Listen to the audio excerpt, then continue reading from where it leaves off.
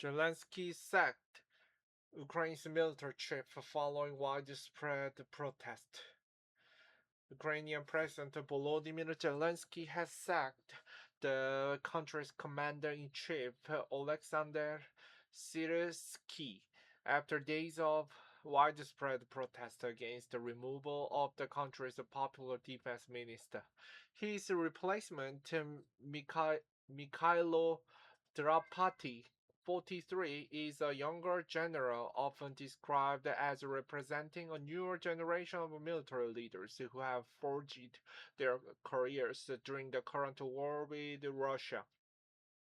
The shake-off comes after Zelensky last week fired Defense Minister Mikhailo Fedorov, 35, who had carved out a reputation for pioneering innovative approaches to technology and recruitment, but clashed with other members of Ukraine's defense establishment, including Shyrsky. Shyrsky, 60, was born in Russia's Vladimir region, then part of the Soviet Union, and studied at the Moscow Military School alongside classmates who went on to become Russian commanders. Some critics described him as unimaginative but capable, and he was criticized for extending the defense of Bakhmut at great human cost.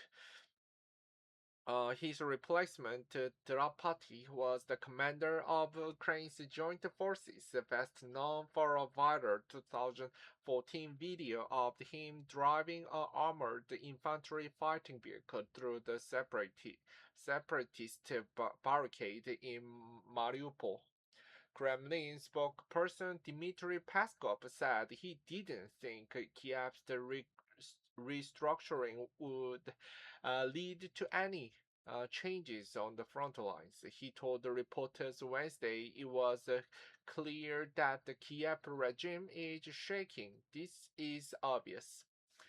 Drapati is the decorated figure within the Ukrainian military, having risen through the ranks to become one of the country's most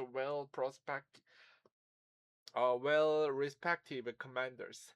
He was born in western Ukraine and attended the military school in Kharkiv, a city revelated by Ukrainian forces in 2022 after a brutal Russian occupation early in the war. After Russia launched its full-scale invasion, Drapati's troops halted the Russian advance on the city of Kryvyi Zelensky's hometown in central Ukraine, and liberated several settlements in the Kherson and Dnipropetrovsk regions, according to a Kharkiv Regions Council. In 2024, he was made commander of Ukrainian land forces, one of the most senior posts in the Ukrainian army, before being appointed commander of joint forces the following year. The Syrskyi's ousting is part of the broader reshuffle of Ukraine's top military brass. On Wednesday, Zelensky was appointed the new chief of the General Staff of Ukraine's armed forces, um, Ihor Skybuk, who the president called a highly experienced military officer. The front line is my life. In his announcement of the shake-off, Zelensky thanked Shyrsky for defending Kiev and leading multiple offensive operations. We share the same wish, which is a victory over the enemy, he added. Afterward, Drapati vowed to work responsibly with focus and with respect for Ukraine's troops in fighting the war.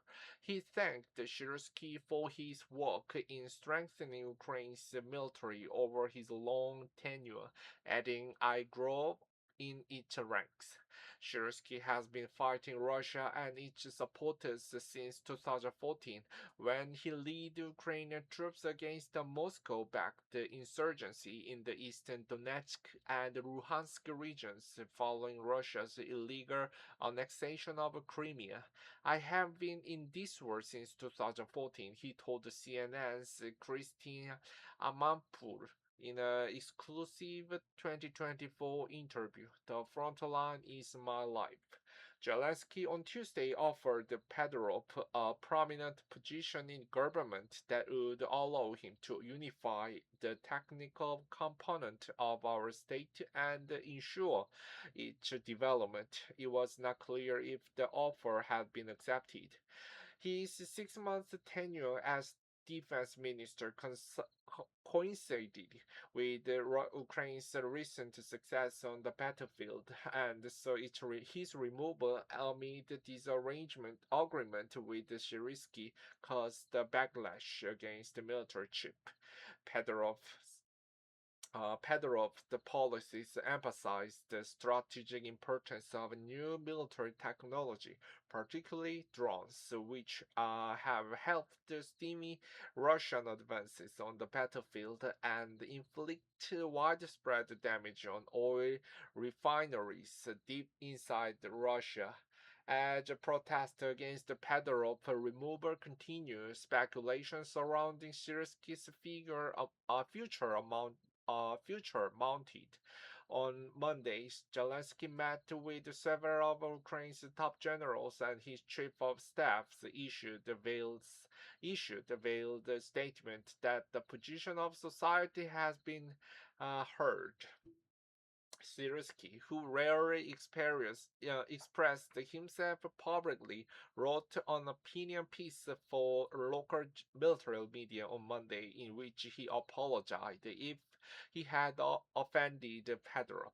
He also claimed responsibility for establishing the drone unit as the separate military branch and rejected suggestions that he did not support the widespread use of drones.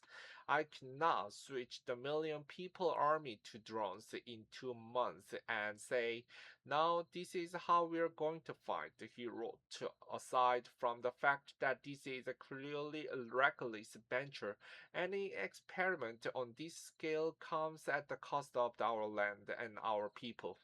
Pedro congratulated Drapati on his appointment in the post on Telegram, saying, this is the new wind and new hope in the struggle of free people for freedom and justice.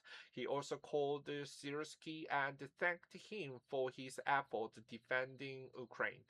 CNN's team lister Daria Tarasova-Markina, Andrew Carney, and Billy Stockwell contributed reporting